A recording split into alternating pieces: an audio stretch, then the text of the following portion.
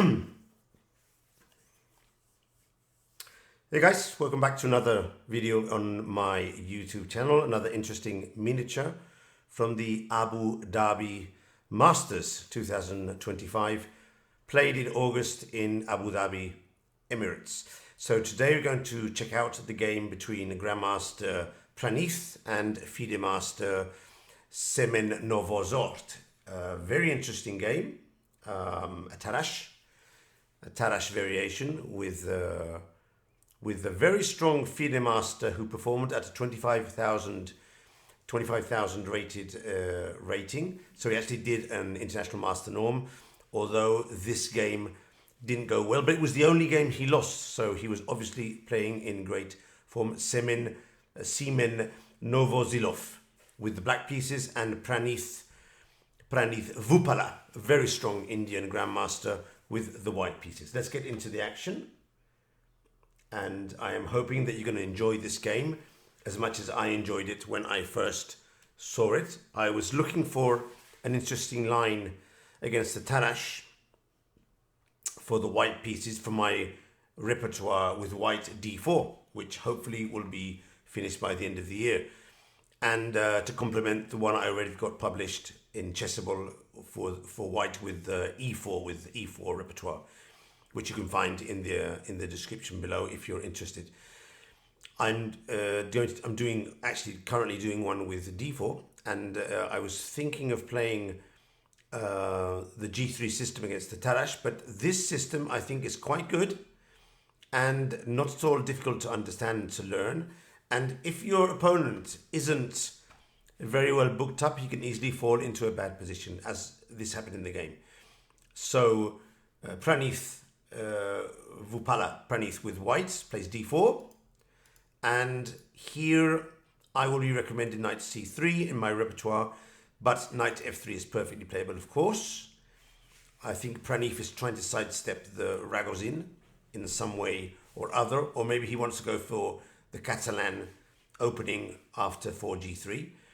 But when his opponent plays c5, which is the Tarrasch variation, then he goes for c takes d and knight c3, transposing to the line I will be suggesting, which would start off with knight c3.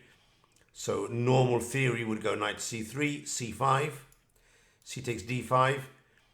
There is c takes d4 here, which has to be considered, but c takes d5, knight to f3, and we get to the same position as the game. Now, after knight c6, the main move here, by far, is g3. Knight to f6, bishop to g2, and here generally black goes something like this, and now he can play the solid bishop to e7 or the more aggressive bishop to c5. Now this, according to theory, is okay for white. It's always slightly better, but I was surprised to see that d takes c5, which is the line that Praneeth plays in this game, the computer, at least my engine, Stockfish 17, actually likes it slightly better than g3, which is not very important in the sense that they're very minor deviations for the computer, and among club players like ourselves, it's not very important. Maybe at elite grandmaster level, this is more important, but not at our level, where we just need to get a game where we're comfortable playing more than the specific evaluation of the line. But I was still surprised. Of course, I knew this variation from many years ago. I'd seen it before. The interesting thing is that bishop takes c5 straight away is not good because white can capture the pawn, and this is considered to be a good line for white.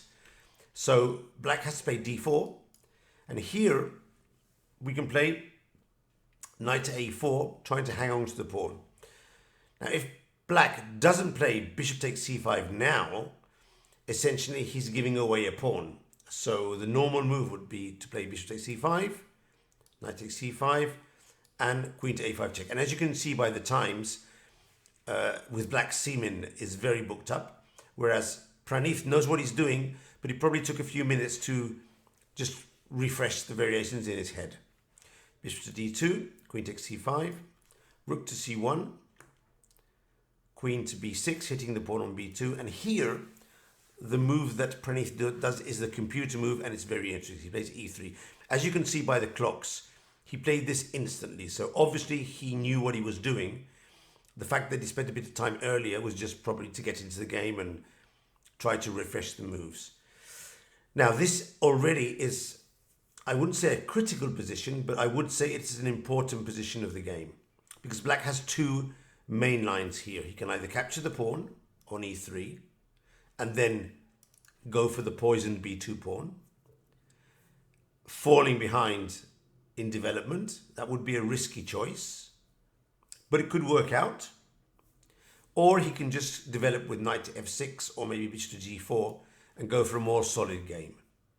Now, after this game, I think most people will go for knight to f6. And I think white is very slightly better. He has the bishop pair, some chances of obtaining a small edge in the opening. Computer suggests this is more or less 0.45 for white, which is enough to be able to work with. However, Seaman played d takes e3 and queen takes b2. This is a very risky move, and white obviously goes for the lead in development. He's planning to castle. And I always say to my students that one sacrificed pawn should be worth at least 3 tempos of development and the possibility to launch an initiative against the opponent's king. Development per se is not very interesting if we can't use it to attack. But in this position, I would say that we already have the 3 development tempos, and also we might get another, at some point, another tempo hitting the queen, because the queen is slightly misplaced. So we have enough compensation for the pawn. Knight e7, and now knight g5, launching the attack. And dare I say that here, black makes his first important mistake. He plays knight to e5, protecting and attacking.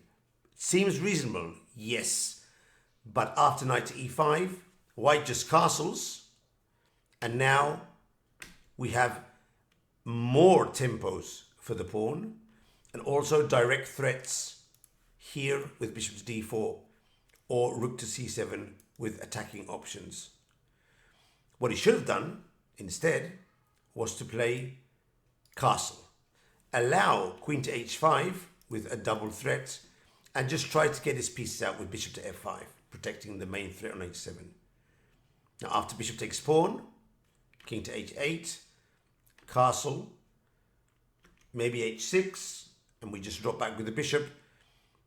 I think that black is not fully equal here. There's 2 bishops and a pawn imbalance, 3 against 2, 2 against 1, which favors the bishops. But I do think that with perfect play, black doesn't necessarily have to lose this game. It's still in the realm of equality. Why didn't Praneeth do this? Sorry, Seaman with black. An ambitious move, knight to e5. The fact that he thought that he wouldn't be able to hold the position after castle queen to h5, it's always hard to say. It's difficult to assume what he was thinking here. Maybe he thought he could get away with knight to e5. He's a young player, who knows. In any case, here he's already in big trouble, because if he castles, he has to deal with bishop to c5, which is very dangerous.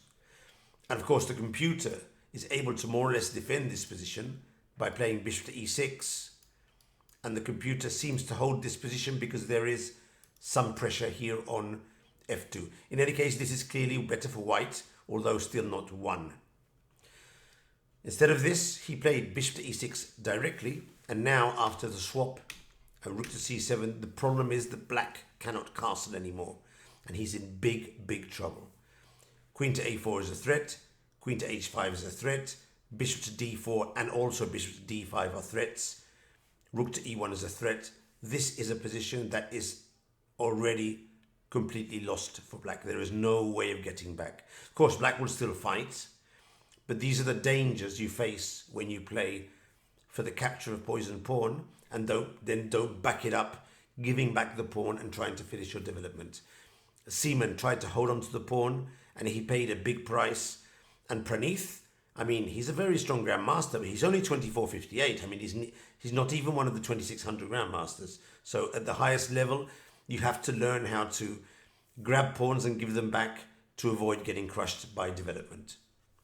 So knight to d5 was his try. Bishop to d4, hitting the 2 pawns. Queen to b4, rook takes g7, allowing black to castle long. But now bishop to e5 is a fantastic move, cutting off the escape routes, and already we're going for the kill with queen to c2. So only move queen to c6, which allows the swap of queens. And normally you don't swap queens when you're going on the attack, but here we follow up with rook to b1. And as you can see, Seaman, already with only 7 minutes left on his clock, had to resign, whereas Praneeth still had more than an hour on his clock, which means, number one, he knew what he was doing, and number two, he took advantage of the time that Seaman was spending thinking how to defend. He took advantage of that time to find his own aggressive move and play them fast, like most Indian players do. The position is lost. The threat is rook to b8 mate, and the only sensible way to face that without losing immediately is knight to b6, against which white would just play rook to c7 check and start picking up pawns with discovered checks. Of course, this is just completely lost. There's many ways of winning, but here we just pick up the rook and GG, as Hikaru Nakamura would say, game over and 1 more point to my pocket. Guys, I hope you enjoyed this game. I thought it was a very, very good game, and I'll probably feature it in my upcoming Chessable 1d4 repertoire course. So if you're interested in a repertoire with d4, keep coming over here to the channel, and when it's published, I'll put an announcement out for you guys. If on the other hand you enjoy my content, you want to help me with my chess career, and you're interested in playing e4 and a good repertoire for the club player, then in the description you have the information. Go check it out. You can watch the free lesson and see if you're interested in what appears there. Guys, I think we still have a couple of more games, and then we'll move on to other interesting tournaments. And of course, if you see a miniature game or you want to see some opening, please leave me a message or a commentary, and I'll do my best to provide that content. Cheers. See you in the next video, and learn and improve.